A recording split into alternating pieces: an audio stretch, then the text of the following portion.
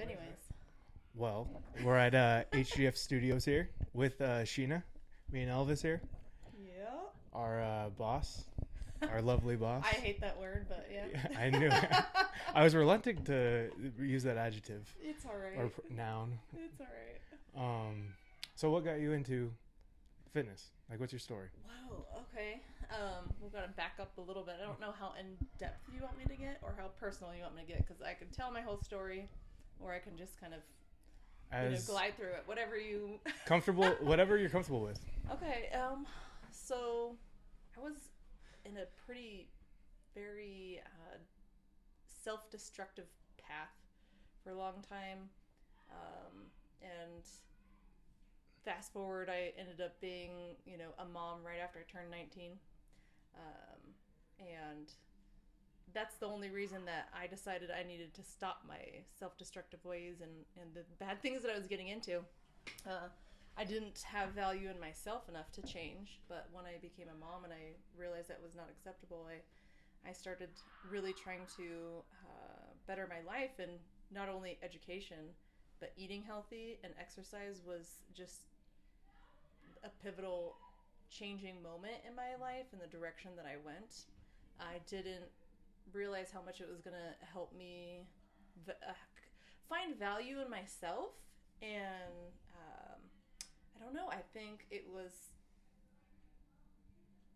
went from, I just need to get in shape, but I'm just being honest, because now I'm like a single mom, to there's so much more value in it. It changed my mindset, and that step made me make more positive changes in my life. And then I'm proud of where I am today, and I think a large amount has to do with exercise. Honestly, I think it's a health and fitness, or exercise should be used, because it can be a powerful tool to significantly increase the quality of your life, whether that's physical, mental, emotional. So, yeah, that's my thought. That's my passion on fitness. It's interesting how many parents. I was just listening to somebody today that was saying a very similar thing, that their child being born, their first child, really changed. That he was an alcoholic, and that he was overweight, and that he considered himself a loser. But being a loser dad, was not acceptable. Yeah, it's not. It's different when you're making decisions that affect yourself, and that's what I told Brandon. I say, because I don't ever want him to think that I regret becoming a mom at such a young age, that really saved my life. That big moment in my life. So, yeah. New perspective on Yeah, absolutely. And it's like, okay, well, I didn't really get much of a childhood or teenage years, because there was lots of other stuff. But I decided I'm not going to be a victim of any of that. You still have a choice of what you're going to do tomorrow, and you choose your attitude. So I really tried to have a positive attitude, and that's, why? Like, helps other people too around you. Right. It's not about what happens, but how you deal with it. Yeah. Because it happened. Yeah. And it's like, you can go down this road or that road. There's bad crap that happens to everybody, and you could be one that just sits and talks about it, and then that stirs that up in you, and then everyone else around you as well. And so nothing good comes out of it. But if you concentrate on the positive, you're feeding that to other people. They're feeding that back to you, and it's just, that's the kind of life that I would choose to live. So, yeah. So, I've noticed this dynamic repeatedly now, where once someone becomes a mother, all of a sudden their drivenness, and determination in life, becomes enhanced. And it's, I guess my question related to that and your personal experience with that to a certain extent, is it, a token to the fact that people don't really take care of themselves or care about themselves, but when they're directly responsible for someone else who should be important to them, it all of a sudden, it kind of just highlights how much people don't really care about themselves just naturally. I mean, would you agree with that? I agree with that, but in the instance of motherhood particularly, I think that it is nature. I think that I don't know if it's hormones or what, but naturally you have this powerful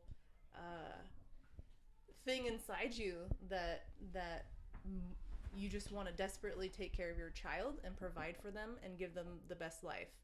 And yes, I think that you care about your child more than you care about yourself, and that is parenthood. You know, you put them before yourself. Yeah. So it makes sense that it would motivate you to do better. So yeah, for sure. So at what point did you get into, what was your journey through fitness? Like, at what point did you start training people, and at what point did you want to own a business? Yeah. Well, honestly, I never really wanted to own a business. It kind of just happened. Tom was getting out of the Marine Corps, and he didn't know what he was going to do. And if I was a stay-at-home mom before that for quite a long time. And he kind of was just getting nervous, not knowing financially where we were going to be. And I thought, well, I should probably start going back to work. And Weston was in preschool, so I had to put him in preschool. It's like, what can I do that I'm going to be able to afford preschool and just do part-time, because being a mom was still my first priority. And so one of my good friends, she was a personal trainer, and she said, why don't you do training? And you love fitness. I met her through a stroller strides class, so we knew each other through fitness, and she just kind of encouraged me. So luckily I had her to help mentor me through the ACE program, and then I got to shadow her and that kind of thing. So she was moving, and she said, I was gonna open a fitness studio, and this lady wants me to rent from her. Is that something you would consider? And it's like, no, I just thought that takes too much money. I don't want that commitment. So I just started training people in their houses, or I'd go to Kerr McGee, and I had a bunch of equipment, bands and cheap stuff in the back of my car. So that's what I would do for the first year, just kind of zipping around. And I realized the clientele that I had didn't like the gym environment, and if I had to train in a gym, like Anytime Fitness, they would cry. Some of them would cry. They would not want to come back, and it was because they were just so self-conscious in that environment. And so they said, why don't you open a studio? And by that time, it was a year. I already had really steady clientele, and I thought, oh my God, it scared the crap out of me. But I thought, why not bet on myself? I had $1,200. That was all I had saved up. It's like the deposit was like $1,000. It's like, oh, and Tom was like, what are you doing? You are crazy. And it just worked out from there. I've noticed that in myself. If I don't put my feet to the fire and like I have no choice but to succeed, I won't succeed. So I have to continually put myself where I'm just hanging from the edge. That's how and so far it's worked out. And I really, really firmly believe that if you put people first and you really care about people, things will work out for you as well. And it just seems like people find us. We don't have, it's a natural progression from, me working by myself 12-hour days to now we have, a team of like 15 to 20 people, which is amazing. It's weird to say that out loud, but it's just, I didn't have a business plan. I didn't have capital from anybody. I didn't have investors. I didn't do any of the things that people say you're supposed to do. And I'm so glad that I didn't, because I've learned so much more, and I don't owe anybody anything, so that's it wasn't on purpose. I thought I just got to get through this lease, and maybe I'll regret it. I'll just work. And then, yeah, so. But like Nike says, just do it. Just do it. You just like threw yourself in there. That's great. That's what Tom says. You're the doer. He's the thinker, and he likes to talk about these ideas, and he is an entrepreneur at heart, but he just can't. He's more security driven. I mean, right. We have kids to take care of and stuff, and so he says, You're the doer. So But I think it's risk true. taking is a pretty good attribute for business in a lot of ways. Yeah, because you have to, and you can't be afraid of. So many times it's like, this has really worked, and people have been interested in a certain type of training or service, and that doesn't stay like that. After 10 years, we've had to shift around a lot, and that's scary to people. And I think that's one reason, and I don't blame people for giving up, but I think that's one reason people give up is because you can't ever get comfortable. You can't ever get comfortable. And sometimes it is exhausting. Like the moment that I feel myself getting comfortable, it makes me really nervous. And then something does happen to wake me up and go, nope, you got to be really involved. You got to work your freaking ass off if you want this to work. So I absolutely love that. And I think it's like definitely something to bring, like just general life. Like yeah, you can't get comfortable. No. Like you're like, nope, you can't get stagnant. no. Like you're, There's two ways you go, either forward or backwards. Yeah. You don't, nothing ever stays still. Well, you could stay still, Right. but everything else is changing and moving, and you're getting left behind. but really a life is like a hill. So if you are staying still, it's like a slippery slope and you are sliding backwards. Yes. Mm-hmm. And you could think of it as like, oh, this is fun and challenging, or you could be like, this is freaking exhausting, Right. you know? And I have both days like that, you know, weeks, months. Sometimes I'm like, I don't know how many times I've wanted to quit and just give up. You But- doubt yourself in the moment, like in the short term, and then you Mhm. look back on it and it's like, why did I ever doubt? In hindsight, right? Right, yeah. And that, and in the moment when there's really big problems that slap you in the face, and there always is really big problems that slap you in the face, it's like, I got through other things before. I will get through that, and that's what I have to keep telling myself. And with that attitude, I have found a solution for everything, you know. But it's not easy. I'm not saying it's easy, but I think it's just that I'm the most stubborn freaking person. Another good quality And to I'm have. prideful, which is probably not the best. And no one's gonna tell me that I love it actually when people tell me I can't do something, Mhm. because that makes me 10 times more motivated. Like, just please tell me I can't do it, because I'm gonna freaking show you. And I don't know why. I don't think that's necessarily like a great quality to have. I'm not sure why I care and why am I trying to prove something. I have my theories, you know. As I'm journaling, I kind of figure out some stuff, you know, and reflecting about myself, maybe why I'm trying to prove myself, but I don't know. So you journal. I do, and I don't do it often enough. It's something that I go to when I'm having a really hard time and I have too much noise around me, you know, thoughts and problems and things like that, and I just feel so trapped in my mind because I can't shift through my thoughts, and then I start feeling overwhelmed, and then that overwhelm turns into, you know, anxiety and pulling away from people. I have that cycle. And then once I really recognize it and go, okay, there's something that I need to figure out, or I'm not aligned with what I'm doing with my time and energy, and I need to refocus, and which I think more people need to be okay with, that just because you've been doing something, or you have been passionate about something, or you have a career path, if you start feeling these feelings and people just shove them aside and they get more depressed, or they drink, or they whatever, those feelings are there for a reason. Maybe you're not supposed to be doing exactly what you're doing forever, and it's okay to change, and it's okay for your passions to change. And I think that it's an injustice that we in society want our kids at 18 years old to know what they want to do for the rest of their life, and that they are, you know, a failure or other things because they can't stick to anything. Well, I don't think anybody should have to, you know. I don't know. I'm getting off. No. I agree with track. that. I've lived that, like lost and like going to school and changing majors and dropping and stopping to not go to school and going into the workforce and then going back to, and like bouncing around, not having a purpose, and feeling lost, depressed, overweight, just gone, like just, and you do eventually find it. You just keep grinding. You will find a path.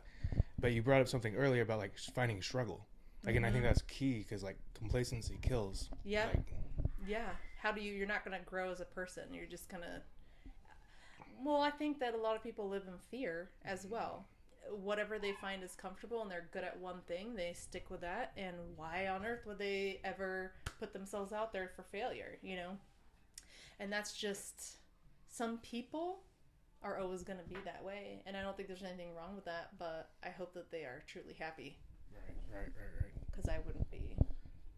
Well, it's for the people that aren't happy too, that what do you have to lose? Like, what do you have to lose if you're not happy in your job? Why wouldn't you make that change? Right?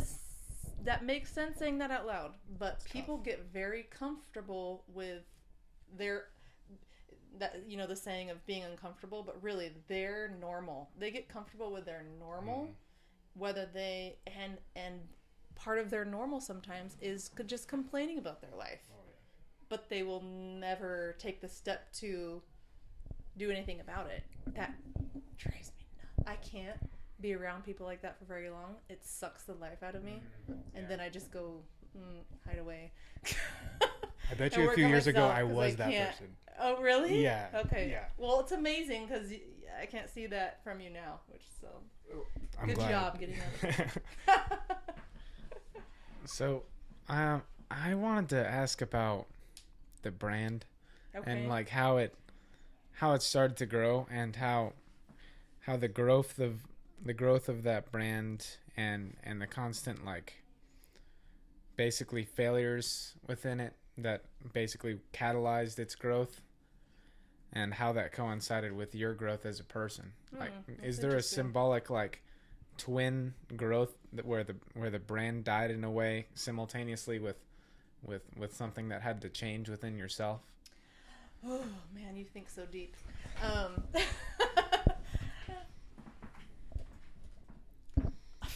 It's really come from just being, and it's funny to look at some of the stuff that I first created, some of the flyers and the original logo, and I'm going, oh my goodness, it just seems so thrown together because it was on accident that it happened, and then it was just in reaction mode.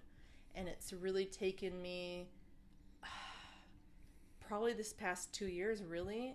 I feel like I have been doing it long enough that I know what I want people to feel from here and to see. And that's just become more buttoned up, you know, as we go along.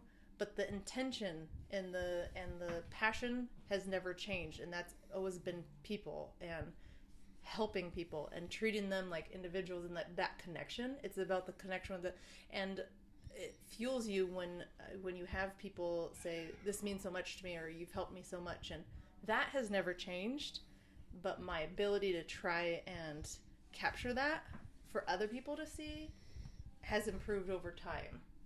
I don't know if I answered your question, but the company has definitely gone from just kind of thrown together to slowly but surely a little bit more buttoned up. And then with each stage of growth, there's so many problems that I didn't know that exist, and then you got to fix them.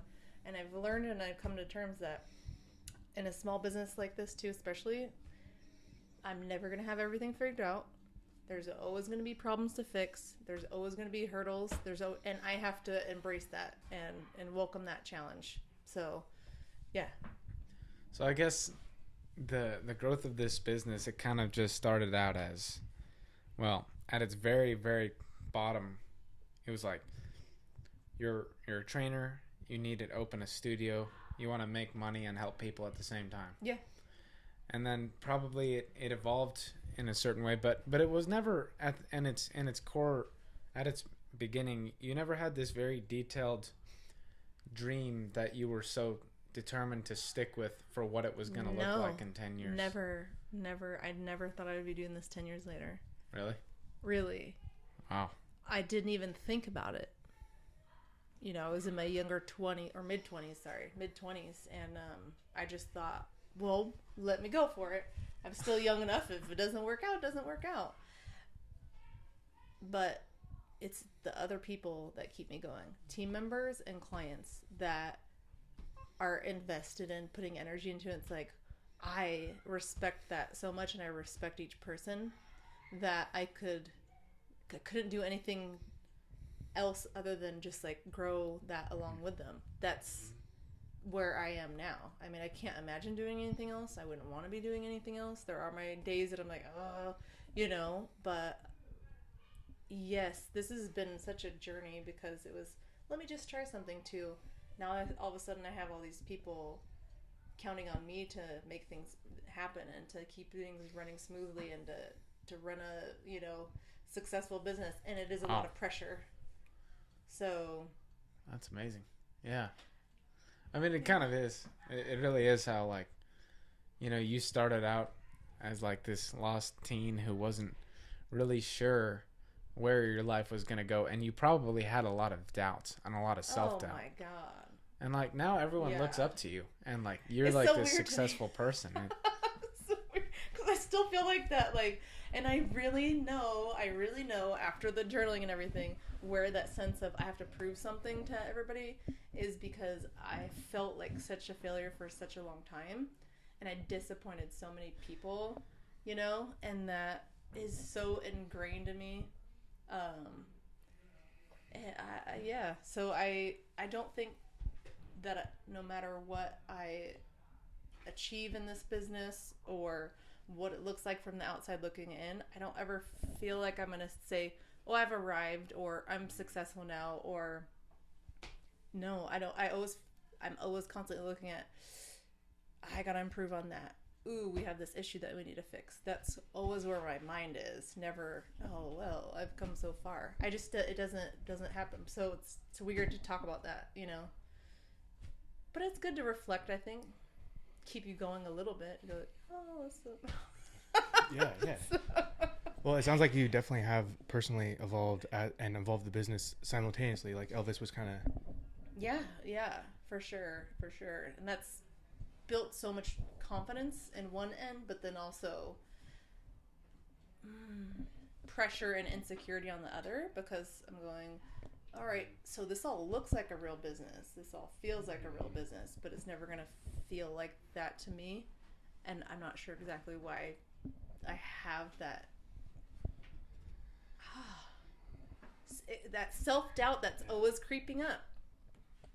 Well, it sounds like you started to say, I still feel like that person, something along those lines. And I think that's because you're like very honest, like real with yourself. Like you're not, and it's like a place of humility and like humbleness of recognizing like what, like that you are still you. You're still like, but you've came like this far, but you're not satisfied. And it's like this like place of hunger. Yes. And I don't think that's ever going to go away. That's good, but like you were but saying, it's it's tiring. direful. I always tell Tom, like, he doesn't understand. I don't think people understand. Sometimes, Elvis, I empathize with you because I go like, there's so much going on in your mind constantly. You can't just chill out. It's so exhausting. Sometimes I tell my husband, I just want to run away from my own mind, because you can't turn it off. And I struggle immensely with being present with my family or with people for an extended period of time because I get lost in my mind, and I just find that so disrespectful, and I fight that all the time. I don't know why. I don't know what other people's minds are like inside there, but I feel like mine just needs to calm down once in a while. It'd be really nice. Now, Elvis is the the person interested in psychology, so you could rebuttal this. Diagnose me. But I think that's what it's talked about a lot in psychology, is that people have struggle being present, like in any situation. Like that's especially nowadays. Mm-hmm. You got phones, your iPhone. Yeah, and you're constantly able to connect with other things. Well, and you never leave work.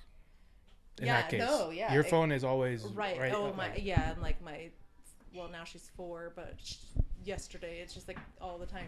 She gets so mad at me if, I only have them in preschool for a few hours, and then I'm here and I want to be present and checking in with, the office and the team and all of that stuff.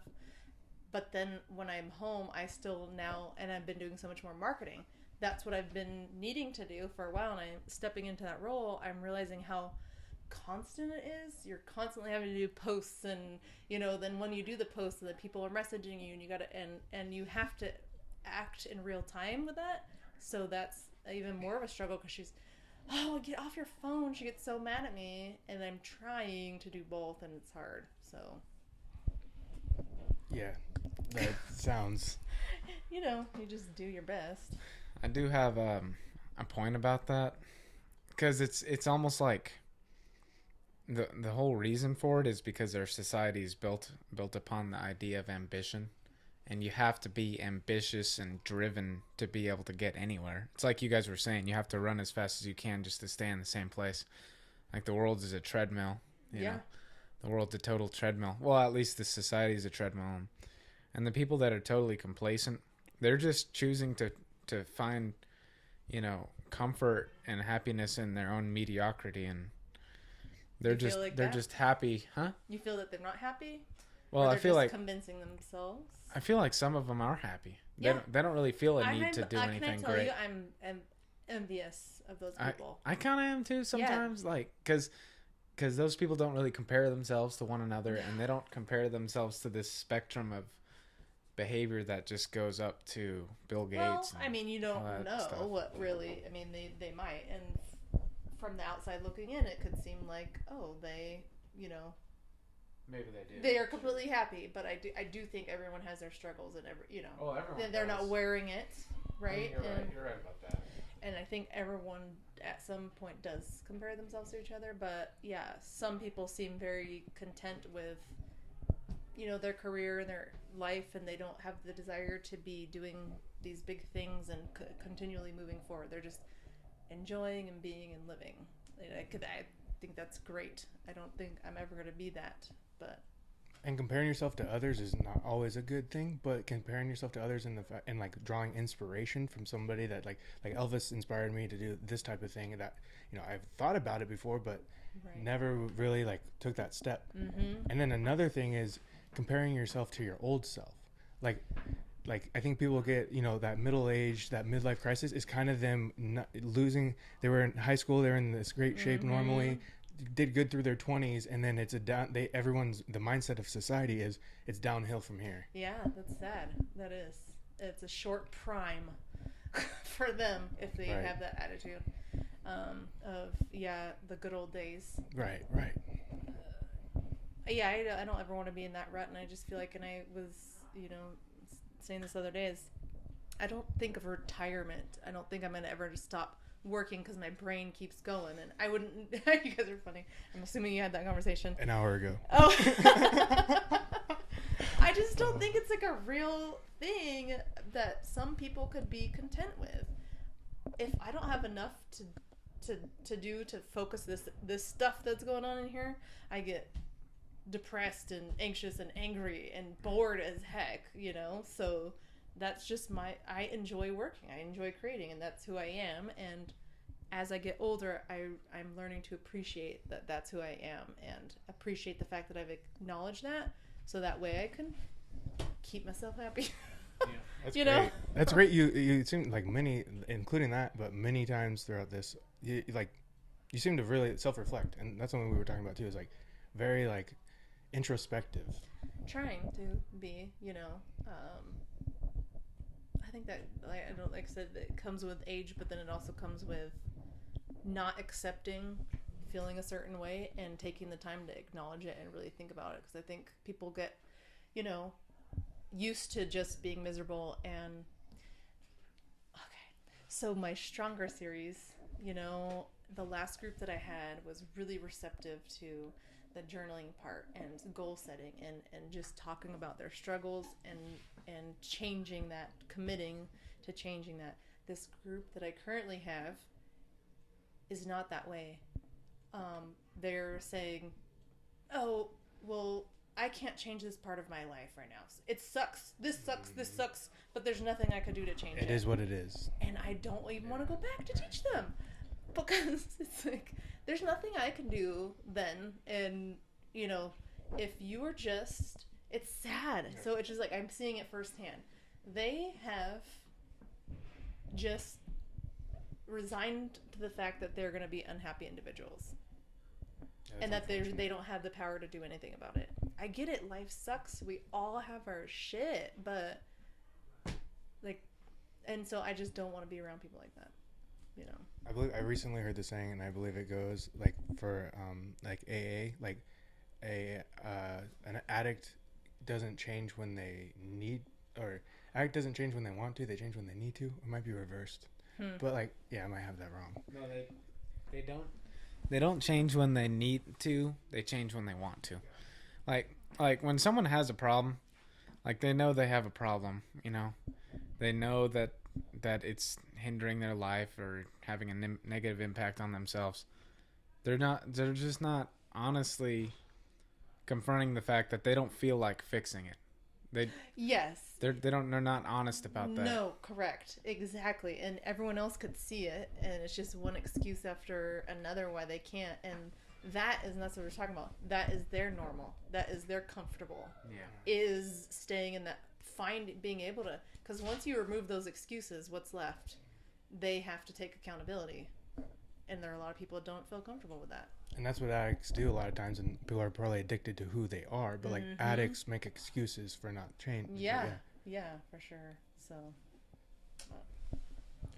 I just wanted to loop back around because you brought up like the purpose and like changing people's lives and stuff, and that's something we were talking about within the last hour, of the opportunity we get to like change people's lives, and how that, like, you know, it has a tree, like a family tree, and it goes down and down. Like somebody losing weight may inspire somebody in their family or somebody they know. Or Elvis was talking about somebody that he used to train that is now interested in being a trainer. Yeah, he's actually working on his ACE right now. Oh, really? Yeah. Oh, that's cool. So Elvis affected his life, which now he's going to affect many others. Oh. But then that gets to you, and like like your tree is huge. Like you, like oh, that's you're awesome. Thank you for putting it that way, because wow, yeah. Like all you just said 15, 20, and we've had many that like in the past that just like all the people that like hundreds and hundreds. Oh. Like probably more than that. Probably thousands, you know? Yeah, I mean, if you think about it, though, it's like, it makes a lot of sense, because we're all part of a social network, and we're all just one node in that network. And we all have the infinite capacity for greatness and the infinite capacity for just total evil. And so if you achieve a high level of greatness, all the people that you're socially connected to, you have an influence on them. And the wider degree of influence, it's like every single time you influence someone to do something good with their life and to improve in some way, that person has that same amount of reciprocal influence on the people in their network that they're connected to, that you're not connected to. So it's like being good and self-improvement spreads. It's an amazing, and just like being bad and doing bad spreads as well. Yeah, what's it contagious saying? We all have what is it? Good and evil, right? And it's like, which one wins? The one that you feed more, you know. And feeding meaning, who are you surrounding yourself by? What are your influences? What are you listening to? Who's in your circle? Because you can't be different than the people that you're constantly around. That's dangerous, right? You know, so it's the angel and the devil on each other's shoulder, right? Yeah, man, that's biblical too, man. That's biblical, and it's like you shine a light. The brighter the light shines, the more surrounding area of it is now become illuminated. And like Jesus Christ, who is supposedly, you know, the pinnacle of human goodness, like the people around him, his apostles, were not good people. You know, like Paul was killing Christians, you know, and so. Well, and darkness cannot. It can only give way to light. Like a dark unlit space cannot. If you shine a light on it, kind of to your point, is that it has to give way to light. Yeah. Like there's no. Yeah. Well, so that's basically, you summed it all up. Just trying to be a good person and trying to shine your light. Like that's what I say to people, you know, like people, why are you so happy and smiling all the time? It's like, I'm definitely not all the time, that's for sure, but it just feels good like I said, to give that to other people, and then you get it back. You it's hard for people to not smile if you're looking at them and you know you're smiling, but if you're sad or upset, I mean they do studies like that, and they show people images, even babies, and then they are looking at their brain and and it absolutely has a physical, emotional effect. The energies that are around you, even as an infant. So, anyway.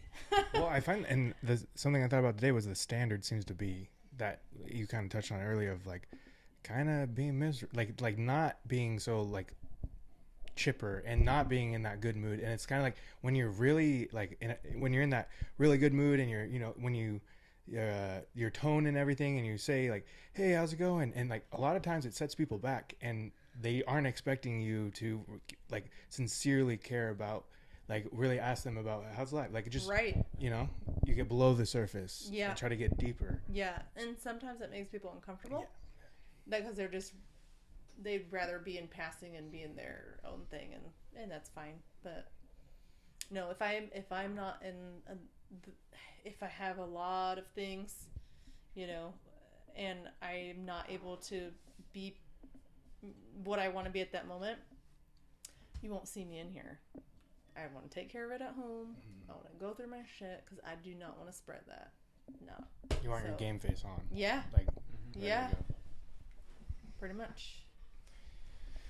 You know, it's kind of it's one thing about that's interesting is like sometimes people, they seem very, you know, people are very like depressed and nihilistic and jaded, and so when you try to encourage them to be like more optimistic and try to strive for greatness, they kind of like just blow it off. But that influence does stay with them, like that lingers in their mind, and it feeds some little deprived part of them that really does want to strive for greatness, because everyone does have that in them. And it's still good. I think that they need that on a regular basis, though, or that little seed's never gonna grow. That's true. I mean, that's true. You know, so. It is contagious, though. Like whatever, good or bad. Like you're around good, like you're saying, you are like who you surround yourself. Yeah, the sum of your 5 closest people in your circle. That's true. That's true. And sometimes those are your kids, and you can't do anything about it. But they're usually pretty positive, I imagine. I don't know about that. But no, yeah. I mean, don't get me wrong. This entire year has been the hardest year probably of my life, but in business, it's been fucking cutthroat. And just God. And I let that affect me. And I let that affect me for too long, and my family did not understand why I couldn't just let things go. But I think that with that like deep care that you have for people, and if it's genuine, you're going to equally hurt just as much. And I think that's what is the downfall of being able to connect with people and feeling what they are feeling. Empathy. Empathy, yes, but you can't you can't have that without feeling deeply what happens to you as well. You know, I can't just brush things off and not just let them affect me. I can't turn my feelings off but then have so much empathy for the good things and connect with people only in the good times, you know. Right. And that's hard, and especially like with my rock study class and 2 of them passing away recently. It's just a small class. I question if I want to keep doing it, but then I realized quickly that if I didn't care like that, I wouldn't be doing my job, and I wouldn't be a light in their day, and that's what I want to be. Especially people with Parkinson's, and they don't have the dopamine, so they deal with depression, and like what better group to give that light to, you know? So that's my struggle, is just trying to not let those hard times just keep me knocked down. Still trying to figure that out. To generalize that just in life, like but I think it applies here, is like you need that roller coaster effect. Those lows, you need them in life. You need that struggle to really appreciate the top, the like to just be aware of everything you do have. That's true. That's so true. I wrote that actually in my things that I was grateful for, and it was the hard things in life, like the struggles, because you go through them and you become stronger. I can't remember what the other ones were, but and it changes your perception. Like that's why it's known, or it's like, you know, often commonly thought that, you know, younger humans are not as mentally tough as like older and just middle, like just you get 20 years, you get 5 years on somebody. You can't speed your way through that. You got to walk through it. And but then with the tough things that happen to you, you do empathize with people, and then you understand and you realize that life is messy, and sometimes there are things that are out of people's control, and giving them grace and understanding is something that you should do, because shit happens. It's like a cut. Like it hurts at the time, and it really affects you at first, and then it scars, and that's always gonna be a part of you. Yeah. But it's like a reminder. And with especially in business, and I think what made it harder is I focused so much, took away from my family, time, money, everything, just focusing so much on, okay, well, I got to get through this, and before I know it, I have this business that's grown enough to a point where there are people who want to take you down. Yeah. I did not anticipate that. I honestly didn't. That didn't cross my mind that once you get to a point, you're going to have people do ugly things, say ugly things, no matter what if you don't feel like you didn't deserve it. But it just, that happens in business. You know, once you've established yourself, that's your consequence a little bit. I think it happens all the time, but when you reach that, when you start growing, it's like the jealousy grows with it, and the magnification of that happening grows. And just like you starting out with a little over $1,000, you didn't have much to lose, but as you have more and more to lose, when that stuff happened, like if it were to happen back then, it wouldn't have been this like, so like, maybe it would, because you would lose everything. But like you said, likely, I don't know. No, you know what I mean? Like the risk, the like, if you know. Yeah, it's so personal because you're like, you built this. This is me, like the, you know. And the years that you put in, the time and the energy. And you never get that back. And then for several people to then go looking from the outside, looking in, well, I want to be there in like 6 months time, you know, by doing shady things or by just trying to do shortcuts and stuff. And I am so grateful for those moments, because every single time that I see that happen, because I find myself going, well, maybe they know something I don't. Maybe they're going to be better than me. That's human. All right. But no, they're not willing to do the hard work and put that many years into it. And that's how you grow a solid business. You cannot do it I'm sure you have internet businesses and, you know, things that it looks like they are successful overnight. That shit is not real. You can't sustain that. And that's what drives me nuts. Like, you know, oh, I want to be like that. I want to be like that. No, you really don't, actually, because you have no idea what it takes. I just want to add, even if it is overnight, like those very rare times that there are overnight, right, like no one recognizes, like they've built themselves up to that. Like, that's what I'm saying. Yeah. From the outside looking in, it could look like an overnight success, but there has been lots of preparation and work and stuff for them to get there. And that's what is, I think, just frustrating with, I don't think it's just younger people, but I think people who give up, they just give up so easy. They give up so easy. Yeah, shortcuts. People want, people want handouts and shortcuts, Yeah, it's like, if it was easy, there'd be so many successful businesses. But what is it? 9 out of 10 businesses fail. I mean, you only started a successful business because you got thrust into, you know, a terrifyingly, a terrifyingly bad situation that you didn't really want to be in, frankly. Yeah.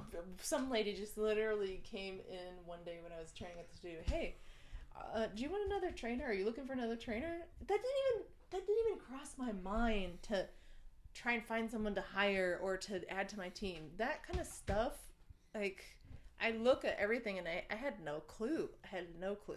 And along the way, I don't know if you're spiritual or what, you say it's God or my good intentions or what, but I can't say that I haven't been lucky as hell. Because I have been, I was just this week, a client brought it up to me, and it just so happened to be a morning that I had somebody approach me about HDF, and it happens all the time. And she brought up how people ask her about like what's going on, like constantly people are curious and like interested, and like I think what the client and I ended up getting at is that it's just like essentially the purpose or like the intention behind it, like it's pure, and it's like what she said along the lines of like you don't really need to we need to advertise and stuff, but kind of the business model, like for itself, what we're about speaks for itself, and it drives people to really, they're not feeling like they're being tricked into something. It's like just this is what it is, and most people like authenticity is like key. Just like hearing you say that makes me so proud. I'm not gonna lie, because you should be. Thank you. That has been my biggest fear in any sort of growth, and we stayed in that tiny little location, just shoved in there for 6 years, and we grew out of it the first 2 years. I was terrified to change anything, to not even just move to a location, but any location, particularly one that was any bigger, because I thought I would lose that, and if I lose that, I don't want to do it anymore. Like, it has to feel good, it has to align with me, or it's not worth it. So thank you for saying that. That stuff fuels me. Like, that people know that we care and that we yeah, that's all. Thank you for being you like that. Yeah, for real though. The evolution of you with the business, that just speaks for like the business is authentic because you're authentic and you never veered from yourself, and it really shows. Thank you. Yeah, it does. It really does. Oh. It really does. But you know what? That brings me to a question that I've been meaning to ask you. Uh-oh. Actually, it's something that I talked to Tom about once when we were talking about whether or not, HDF would be able to spread to other places. But it's kind of in a way, like kind of a dark question. Okay, so I need some water for this. No. Yeah. Remember, it is Elvis, so it's about to be really. It's okay. It's okay. Bring it on. No, the thing about personal training, and I know that you've experienced this a lot. Your business, how your business is perceived by the clientele who you're trying to serve is dependent on the trainers you hire, right? Yes. And so, I guess my question is, to what extent is the success of the brand and the success of the business determined by the trainers, and what personal experiences have you had with slackers like myself and, and like I don't know, just I guess I just want to know, like, how do you overcome that hurdle, and how big of a hurdle is it when you don't hire the right person or that's whatever? That's a great question. And to rewind just a little bit, talking about if HDF would be able to expand and do it, no, I don't think so, because as soon as I take myself, no one's gonna care as much as I do, right? We have a great team of people, but you can't, this is my life, If I'm taken out of that and then we try and reproduce it, no. So, and that's fine, but it stresses me out so bad, because I have such a high level of expectation of how each person who comes in here, who trusts us, who gives us good money, they need to be treated like I say, especially if you're first trying to build your clientele. If you treat your clients like gold, you won't be hurting for clients, because they'll tell everybody, and that will go, around. But when it's just a job sometimes for people, I can't expect that. And so struggling with that and having a realistic approach of what I can expect from team members has sometimes been hard, but majority of the time I just feel so grateful and blessed because and I that's why I hate being a boss or being, I don't want to be that person who's always constantly, complaining and pointing out the things that you're doing wrong, as opposed to just supporting and being appreciative, because that's the way I would want to be treated. That's why I work for myself. I don't want a boss. I've had bad jobs before, bad bosses before. But it's ultimately my responsibility and it's up to me, and that's one reason I stopped training and being on the floor, which I was afraid was going to affect the way that you guys, thought of me, like, oh, she's not working hard or she doesn't care, or, that was my thing that I had to work through. But I knew that all these things that were coming up, I couldn't put those on the back burner. Those needed to be addressed. And I'm getting much better at firing people quickly. And I hate it. I do not enjoy it. But those are the hard things. And so that is up to me. So it's not really a whole lot on the trainers, because it's my responsibility to support, make sure they're doing what they're doing, but then also cut my losses at the same time and listen to what the people that have my back are seeing and feeling. And as long as I'm here enough, I think it'll be okay. So. It's kind of the whole thing about, firing trainers and trying to achieve the best possible business by filtering out, bad trainers from good trainers, and actually being diligent about that and having the courage to do it. It's crazy, like how everything goes by the same analogy. Like, it's almost like universal throughout life that it's all about burning off the dead wood. It's from the very beginning, like, exercise is based on the proposition that through temporary discomfort and pain, you achieve later on growth, and that's by the actual breaking of muscle fibers and the repairing that's necessary for it. And we talked about personal development, psychological development being driven by, psychological pain and psychological deaths that catalyzed psychological growth. And now we see, like, with businesses, it takes basically burning off the dead wood of losing some trainers or losing some things so that it can grow stronger. I don't know. I mean, would you agree with that? Like, yeah,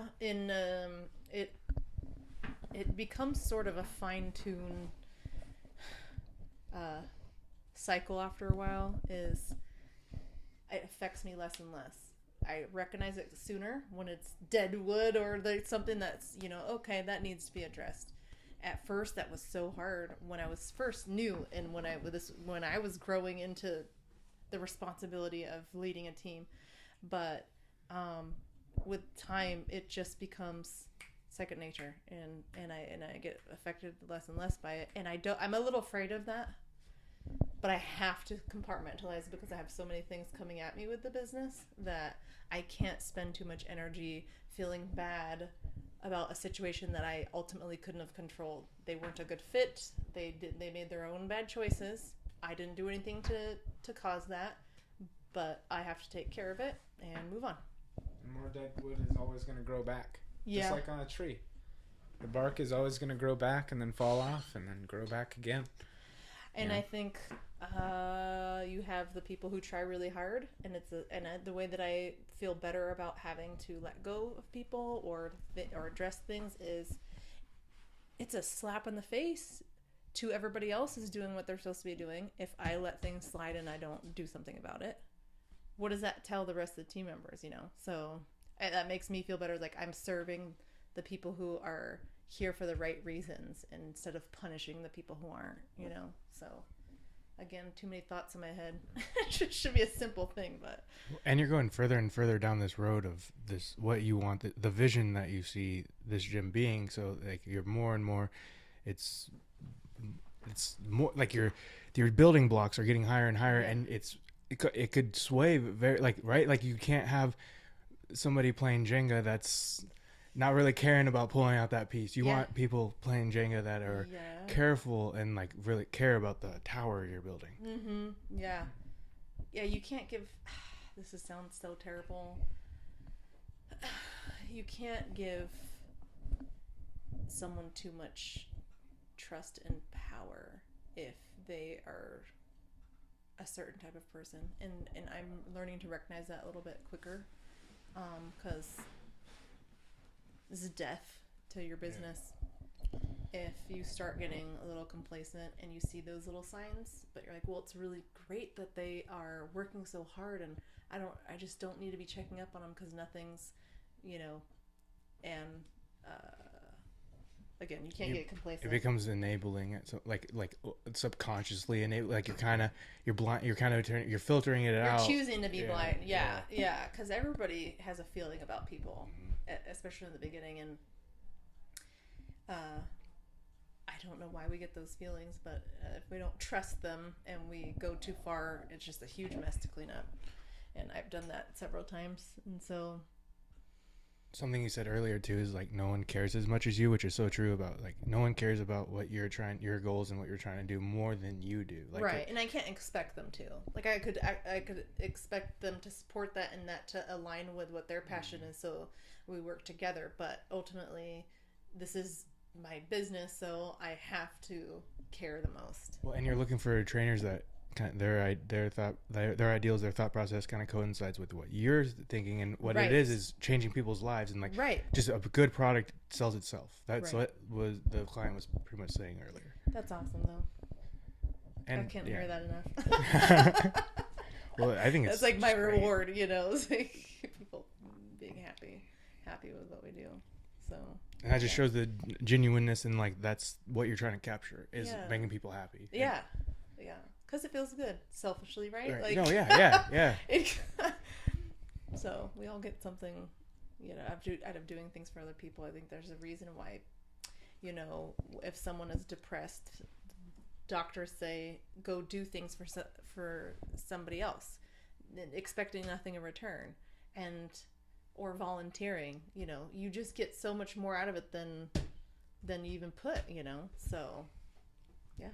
Absolutely. Yeah. Like you said, there is and I remember thinking that probably around 1920, I was like, I recognize that some of the things I do for other people, a lot of times there's a selfish reward that you get, you feel good about, like there's definitely, and it's good to recognize that. Yeah. But nothing but good comes from it. Absolutely. So it's it's not a like, selfish could sound like a bad word, but, that's one thing that drives me nuts with moms and wives and working moms is they think that taking a time out for themselves is selfish.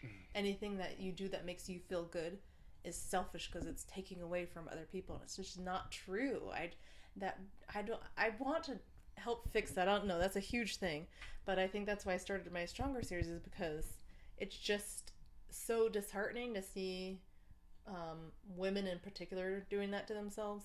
Did we stop? No, you're good. Oh. Sorry to be distracted. That's okay. But just being comfortable with giving everything and not getting anything for themselves, and they run themselves ragged and they become unhappy people. Unhappy people raise unhappy people. Right.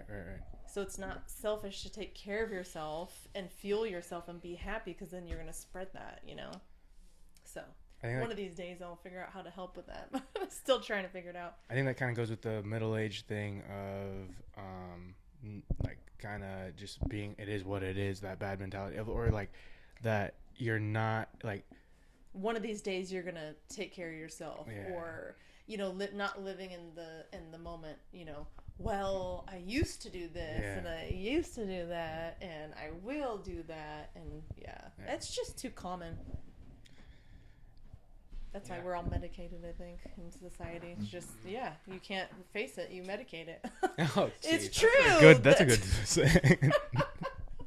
I'm not minimalizing people who have to be on medication. Oh, no. Not at all. But it's all too popular. And yes. Yeah. Like taking Xanax or something like that. They glorify that in movies and everything else. Like, that's what you should be doing to get through your day as a mom or a working mom or whatever. I'm not saying that men aren't also in that boat, but I'm speaking from a female's perspective that it's way too common, especially here in Ridgecrest. There's not a whole lot to do, and a lot of us are in plants, our families that are not here. We have our kids and things. And when I was a military wife, especially, we were all stay-at-home moms, and sometimes, that's unfulfilling for people, and then they look for something to just fill that void. And every single time they would go to the doctor here on base, I don't even know, but they would prescribe them antidepressants right off the bat. Yeah, like easy. That was their first solution. So they were all on antidepressants, and I was like, I don't want that. I don't want that. So I'm a huge, I listen to Joe Rogan daily, and one of the things that comes up often on his podcast is that he brings up how the Xanax and everything, the prescribing depression, and he has a lot of friends that are on these pills or have been in all different circumstances. But his point is that he tried, he has done it before, where he implied well, have you tried it, you're upset, you're depressed, have you tried exercising? And he said it just doesn't come off good. It's hard to say that to somebody, and they're it's elitist. Maybe it comes off to them you're being in their mind. You're being very insensitive and judgmental of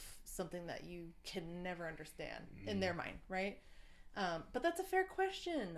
Have you done other natural things so you're not dependent on something? People want the shortcut, like we were saying earlier. Yes, yeah. I don't know. It's the problem.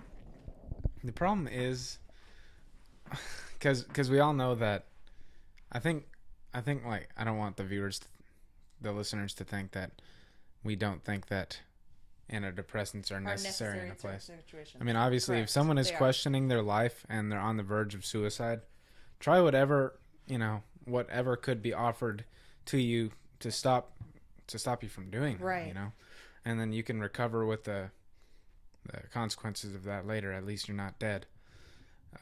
But the interesting thing about have you tried exercise? That question is, it's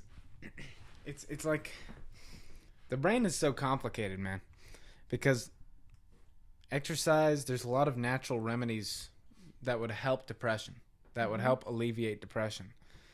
But when you're in that mental state, you don't have, you're so locked up in your head that you don't have the motivation to go do that. So it's almost like you have to remind yourself that the depression, what you're going through, it's just a problem to solve, and what you're going through is the result of faulty chemical reactions. It's like if your car doesn't have enough oil, or your car starts to sputter out, your engine you have to maintain that, and you have to figure out what's wrong with it. You have to perform a diagnosis.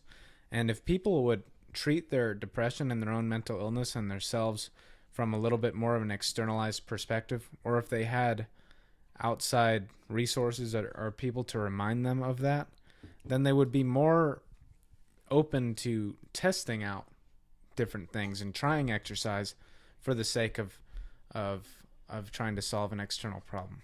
But it's when people are in that moment, they're not external from it because they're inside of it and they're actually a slave of it.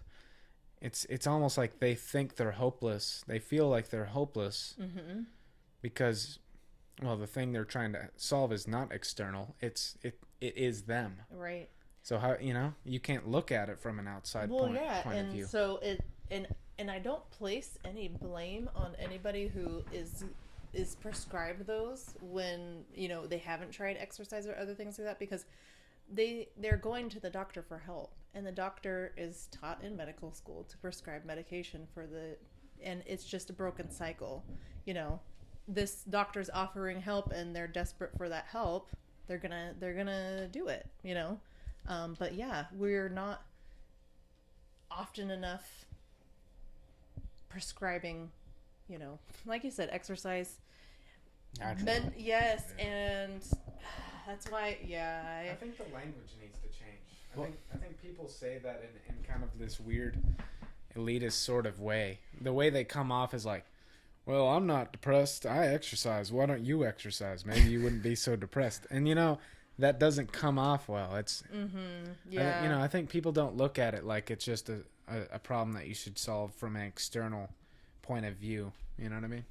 And that exercise would be one of the fundamental key aspects that would allow them to start doing that. You know what I mean? Yeah. I think everyone involved in that situation, the patient, the doctor, anyone involved, most of the people involved normally have good intentions. Like you said, they're going there for help, and the doctor's thinking that they're help. Exactly. And I'm sure there are plenty of cases that they are, and they do need that in a chemical level and everything. But I'm like, I've lived the life where I was nearly there, where was a contemplating thought of like, do I need what's wrong with me? Yeah. And I went hard left to exercise, and luckily that solved it. What made you do that? Like, what was your influence, or why? That's what I want to know. I think I just got so sick of it. So sick of feeling and I said that to Elvis, and I don't know how else to describe it. Maybe I need to think about it more, but yeah, you didn't have this defining low point where you said, or do you have that? It was years of probably just. Because how much were you overweight? I was 300 pounds. Totally different person. I see people that I haven't seen in years, and I sometimes have to be like, I'm like Zach, and then it registers. But I was way down in the, and I think that hitting that rock bottom is key for no matter whatever your struggle is, whether it's weight, drugs, alcohol, whatever your struggle is, hitting rock bottom is key, and that's where the not being the enabler comes in, and sometimes you just gotta let people hit rock bottom, and that will completely flip their life. I'm getting chills right now talking about, but the road I was headed down was not good at all, just not good. Well, I'm glad that you changed. Well, yeah, and I was gonna wrap up I'll just say now, you have influenced all these people's lives, but I was already pulling myself out of that hole when you came into that kinesiology class and gave a speech. And this has been brought up on a podcast with me and Elvis, but you have the opportunity, it's crazy. I appreciate it so much. Thank you, Zach. Oh my god. Oh, you guys are amazing. I'm thankful. Thank you for sharing that. Thank you, and for being you and being vulnerable and being honest and sharing that with people. Yeah. I'm humbled that you would even say that, first of all, because that all came from you. You made those choices. Yeah. Oh. Awesome. Yeah. It really does, man. Exercise. I mean, because exercise is more than just, this physical thing. It's it science shows that it improves your mental health because of an increase in serotonin, but it's more than just that. It's more if you're willing to sacrifice short-term comfort for long-term. Mm-hmm. Are you all right, man? You good? I mean, it's for real, man. And I think just the way that you allow this very safe zone for people, because I think a lot of times that's what people need, because that is a big barrier. There's a lot of barriers to exercise, and one of them is people don't have a place where they feel safe. Mm-hmm. And that was kind of the beginning of this conversation, and so that's a really good thing that you're offering here. Thank you. Yeah. I'm like I said, I'm just so happy that it never went away. Just so afraid that it was going away. And I'm so proud of you. I know I'm so sad that you're leaving, but I'm so proud of you for, what you've accomplished already in a short period of time, and the change that you made in yourself. You did that. Nobody else. You could have influences and stuff, but you're the one who decided to change. Dude, Zach's inspiring to me. Holy crap. Yeah. Thank you. You're all right. Yeah. Elvis's what he just said made me. I'm drawing a blank on what he just said, but it reminded me of a client a while ago. I brought it up to you. I don't know if you remember, but he said we were sitting there training, and he goes, "Who's the owner around here?" Yeah, that was one thing that I loved hearing. Yeah. I told that to Tom before. I was like, a proud moment. Yeah, he said, because I think there was like a issue with a leaking roof or something, right? And someone came to me and he's like, wait, who's the owner? Right? Yeah, and that's the great thing. Like to the start of the podcast of me calling you the boss and stuff is, it's just a word, but like that does not. And I had the conversation with the client that brought that up, that it's not. It's like we're all on equal levels. Like it's not. It's a safe zone. That's what Elvis was talking about. It is a safe. Like it doesn't feel like you're like just have good intentions. Just do. It's kind of like what you strove to be. Like have striven to be. Is that the right word? Authentic and just pure intentions and everything, and like that's the building block. Like yeah, I feel very safe here as an employee to be who I am. Good. For real, like I can totally just be honest about what I'm feeling. Like sometimes I walk in here, we're all human beings, right? We're all, yeah. I like that, man. You've really created a great thing here for workers and for clientele equally. Thank you. And I would correct you on one thing. Team members, not workers. I love that terminology. It's respect. I don't care, and that's what. And I hope that I instill that in other people and my kids. Is like, especially Brandon. Like, you're gonna have to work harder. I know you have our last name, but you're not getting anything handed to you, because he needs to have that humility. He needs to learn that respect, and he needs to respect it. I don't care how many zeros you have in your bank account, what your title is. As a human being, as an individual, everyone deserves respect, and I'm so glad that you guys are feeling that, because that's what I'm most proud of. Yeah, that's great. Yeah. And thank you for making me feel interesting enough to interview. Beyond, yeah. We are. I'm glad that you wanted to do this. Yeah. Take time out of your day. Like we were just talking about all the stuff that you have going on. Yeah, but this is fun. So yeah. Like Ella said, people like to talk about their experience. It's just like it also helps you reflect and really realize and appreciate and the awesome things that you guys were telling me. Like, that feels good in your heart. Yeah, I mean, the thing that I've always respected about you is you've got such a high stress life, It's very, very high stress. Yeah. And it's like but you put yourself in the fire. I told him I had that many kids. I keep growing a business. It's my damn problem. Yeah. I mean, there's that, but it's like, I guess what I really respect is like your life is so high stress, but you remain so happy and enthusiastic and warm throughout it all. It's like, if I was going through that much stress, I'd be like, you guys see me. I come in here and I look like a zombie. I look like, I feel bad, honestly. No, but I have those days. Don't get it the wrong idea. I just don't come in during that time because I have that luxury now. I don't have to put on that happy face. And putting on that happy face continually all the time when I had my large load of clients is why I literally had a panic attack, mental breakdown for 3 days straight. I couldn't come in here. I couldn't go past the studio. My heart rate would start going. My palms would start sweating, and I could not breathe. Tom was gone in the middle of the ship somewhere. I couldn't get a hold of him.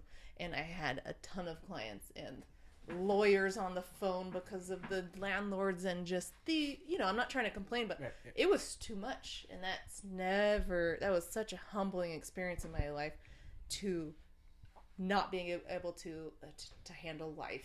Jeez, I got to that point. Yeah. So I have my times. I just have that luxury of fixing my shit at home and then coming home. So I want to add two things that we've talked about is that one, like you have had this, like you were talking about this year and how it's been hard and stuff, but like looking around, like it's like definitely like, I don't know. I don't want to put like words in here, or like what I think is it has definitely paid off. Like just looking around, like what we have here, this new place, and like awesome. Just it's like your hard work is definitely like shown. That's what. Yeah. Good. Trying to move in that same direction,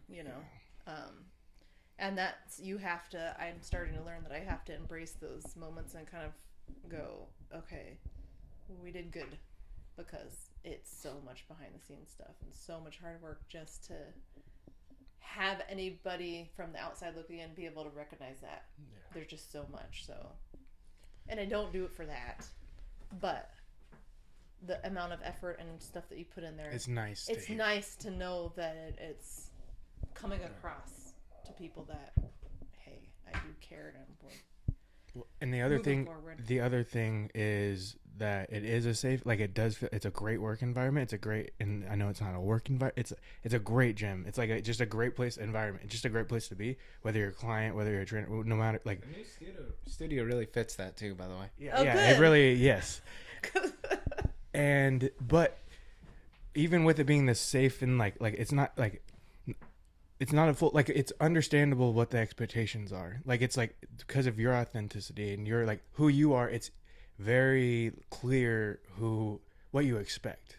Like, and you don't even have to say anything. You lead by example. There it is. Like, that's what you're, like, you're on the same, you make it feel like it's not like, oh, she's my boss, like, watch out, Sheena. It's not, like, you're here or you're not here. It's, like, the same vibe. Good. Like, yeah. Oh, that's hard to do. It's actually a lot happier when you're here, though. Yeah. Really? I would say so. Okay. Like, yeah. Everyone likes it when you're here. We're like, oh, Sheena's here. You're always smiling, like Elvis said, and you walk in and it's contagious. Like, contagious. It really is. Like, good. Everyone loves it when Sheena's around. You know? Oh, and then I don't want to leave, and then I'm like, I gotta leave. I just like love this place, and everybody. It's weird to have a work environment where I could be so grouchy and I could be like, I just don't want to go in and be around people, and feel so much better after leaving work. Like, that's a blessing, and that's what I have here. And I'm glad that it sounds like you guys have something similar here too. Like, you could be in a bad mood, but like everyone around you supporting you and just genuinely caring for sure is helpful. I have the same, like, oh man, I don't want to be around people, like, be a people person today. Yeah. And then you come in and you do it, and then afterwards you're just like, it's just so much connection. Mm-hmm. Yeah, that's good, because that's the most important thing. I have a question. Let's take it down a notch. What do you think are the weaknesses that HDF is currently suffering from? Like where are you looking to improve? Like, what are the things that you really want to see the business improve? Like, in what areas? That's a good question. Don't give any top secret information away, though. Make sure it's declassified. Okay. Communication is such a thorn in my side, and I'm pretty sure it is for every business or company. And being able to communicate your vision, your plan, or whatever correctly to everyone, so that they feel like they're part of the team, they feel like they're in the know, is one thing that I'm trying to work on. And so that's really honestly the biggest thing. That doesn't just apply to the team, but that also applies to trying to communicate to our clients, trying to communicate to potential clients what it is that we do and who we are, because you can't experience that until you're in here. But how do you get people in here, and so a struggle for me is pulling out training, because I would train, make people happy. They would bring people in. Oh, I don't have enough space, but we have a trainer here. And so me taking this huge leap of faith after 10 years of not training, because training wouldn't mean I would get a paycheck. Training would mean the business would have more money. Right. Stop training means the business has less money, and I still gotta make it work. And I have to make it work by, okay, now I have to actually put into words in short little bits and pieces for the world to see what it is that we offer here, and it's worth them coming in because we're different. That's the biggest struggle that I have right now, is really making it a business instead of me owning my job and working my butt off just to make it work. Yeah. Okay, so You mean like you need to work on marketing more? Yeah, and that's what I've been doing. And I like it because I immediately see, after a full week, it's like, oh, I got this message, and so you get that sort of instant gratification or affirmation that what you're doing is correct. But this is something new to me, and it's always changing. Social media, I hate being on social media all the time. I feel like it's a distraction, but the old way's not working anymore. Swap sheet ads, they don't work anymore. Flyers, they don't work anymore. You have to be on social media a lot. And so that's my biggest struggle is changing with the times. I just feel old saying that because it's been a decade of running a business and things have changed, and I have to go change with that. And I don't have the option to do everything and still be able to get to train the people that I love. I had to give that up in order to run this business, and so that's a struggle for me. I mean, I have a point about that. It's like, it's almost like you as a business owner is evolving right now. Like you're going through an evolutionary stage. Like before you were like in this really small business zone where you're also one of the team members in terms of like your training on the floor. Yeah, you're doing the dirty work like everyone else right, is. Yeah. And now you're at this higher level where you're like, okay, now how do we get more people to see the business and to find out about it? But like, I feel like you even need to evolve past that. Like, that's really not your job. Marketing is not your job. You should like pay people to do that and do the social media. Like, I bet you Subber could do that. I don't know. Already been down that road with her. Really? Yeah. Well, the problem is, being here in the moments to capture the things. It's really helpful when I get them from team members, but it doesn't happen very often. People connect with what's going on in the moment, not a flyer or a still picture that's a stock photo. They want to feel the vibe of the place and be part of it and sell themselves on that before they even come talk to us. I had communicated what I wanted Subber to get from Dion, and it just got lost in translation, and I spent too much time trying to explain it. I just felt like it's going to be easier for me to do it. That's not the goal for me to keep doing it, but if I do it long enough and there's this history of this is what we need, someone can emulate that.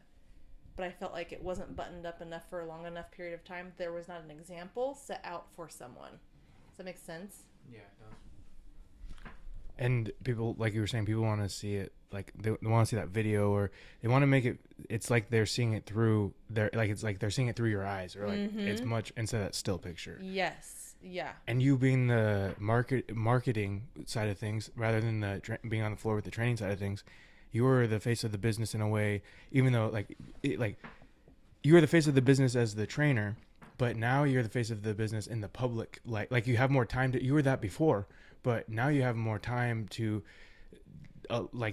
put towards that. Build the relationships with other businesses in the community and grow the HCF brand bigger. And that was always the goal. It just didn't feel good when I arrived there. You were so used to what you were doing before. Like why am I that? Why? I remember. It was after like a year and a half of owning the business when I decided I wasn't gonna work past like 7 p.m. or something. I'd be working all day, and then I would go in there and there was 1 or 2 trainers working when I wasn't working, and it made me feel like crap. I felt so guilty. Why are they there working when I'm not? Why would you feel guilty about that? It's a good and a bad quality. Like it's hard. It's probably bad it's a hard quality for you to like swallow that pill sometimes. Yeah. But it's good that you're like, I don't. That you're self-conscious. Yeah. But like it's also like obviously a little like straining, right? It is because I'm holding myself there when I feel like I could do a lot of good, and that I believe in what we do so much here that everybody needs to know about it, right? But it's probably the accountability of that accountability in yourself that has made this what it is now. Like from that. Yeah, I think so. Yeah. Yeah, and so I have to be grateful for that, but then also that is just my struggle. Yeah. You know, I don't like to put my face on a lot of things or put my name on a lot of things. I want to highlight The business. yes, and so It's really purpose. Highlight the purpose of the business. right, yeah, exactly what we strive to deliver to people who are coming in here. Our mission. Yeah, and so just trying to figure that out, but I mean, would you ever like hire like kind of a marketing specialist, or at least some teen that's really good at social media to come in here and like film a bunch of videos and take very high quality pictures and like frame them just right and do a whole bunch of social media work, like, you know. yeah, and I've done that before, and it wasn't the right people, and then I had Brandon do it, and then I had to stay on his case, and I'm like, forget it. So it's now that I have more time to focus on that, and I have that strong vision of what it is that I want, I can better communicate that with somebody, and absolutely, that's the goal, is that I could outsource that as well. Eventually. Yeah, But but right it's now so you're brand new, I focusing just barely got it, so... it won't glad take that me you're too focusing long, on it. hopefully, to get to that point. It sounds like Elvis is interested in another position. Are you liking photography? You're a photographer, aren't you? Well, I don't know. I guess no. I mean, not really, but I do like taking pictures and stuff. I was just like kind of joking, but I'm interested in. I think marketing's interesting. It's a field that I'd be interested to look into. Huh. I mean, me and Zach are kind of like doing that in a way. Yeah, Like, with all the videos and stuff we've been doing, we were actually thinking about making it more about the company. Yeah, About, like, I mean, not the company. Is this a company, or is it considered a company? the gym. Sure. Yeah, I mean, people call it a company, and it's so weird to me. It's like, no, it's just like a little business. But at this point, yes, I would say it's a company. Like the last video Elvis brought up, posting it on the page, not the team page, but the Facebook page, and with that, like, that would be cool and all, and I would be up for it and all. But with that, we would also, in a way, like, it's more representative of HGF, so we have to be kind of, a little bit more careful, like you know what I'm saying? Yeah, but I love it because like Dion is so proud of all of you guys, and she's the heart is great. But she shared the other day your guys' funny video, which was I was like, and then when you wanted to interview me, I was like, but it's not gonna be funny. Yeah. And like, she shared it and said like, these are the awesome people that I get to work with, So she likes to share that, and she's part of HGF. So it's just like it showcases everybody. So I don't think there's anything wrong with it. And Dion is like, everyone's an awesome person that works here and everyone is like feels like really connected to each other because you have trimmed the fat, like, so to speak, and it is people that with like-minded. Changed in 6 months? Tremendously, tremendously. Wow, in a year. Yeah. Wow. This person who sits here makes or break it. And her and I have had to establish like a really good relationship, and the amount of respect that she has for me and for the vision is just so adamant, and you can't teach that. That's just, and I connected with her on that because she saw my passion, and then she like couldn't help but like, then let's be passionate and let's do this, and that's huge. And I hope I don't lose her, because it's hard to find that. She's very relational. Like, Dion is very relational. She really does know how to like listen to people and form relationships with people. Yeah. I mean, I don't know. Me and Dion have formed such a tight bond. Yeah. Over the course of me knowing her. So. That's cool. You don't get Sarah that in a workplace very often, huh? I bet you Sarah was really, really cool. I only got to talk to her like a handful of times. She was awesome. She helped clean up all the mess that we had. She put some professionalism in this seat and trained Dion. And I was sad to see her go because it was such a short period of time. But I get so frustrated and angry with myself that I let it go so long with the other people that were here. And I can't do that. I just got to go look at the amazing vibe that we have here. And it just feels so good, And you brought up your passion and how that Dion saw that and it like kind of pulled it out of her. And that's, you are surrounding yourself with these great people and you're pulling the best parts out of them. Good. Like that's your passion. And like you said with Dion, you're doing that with everyone. Like your passion and your energy and the authenticity of what your purpose and like the fact that how much you do care and you are self-conscious of like what's going on and what you want the vision to look like is like it pulls out everyone's greatest like Oh, good. It does. Yay. I That's a think bonus. do we have anything else to add? No. Are we we're good? Good.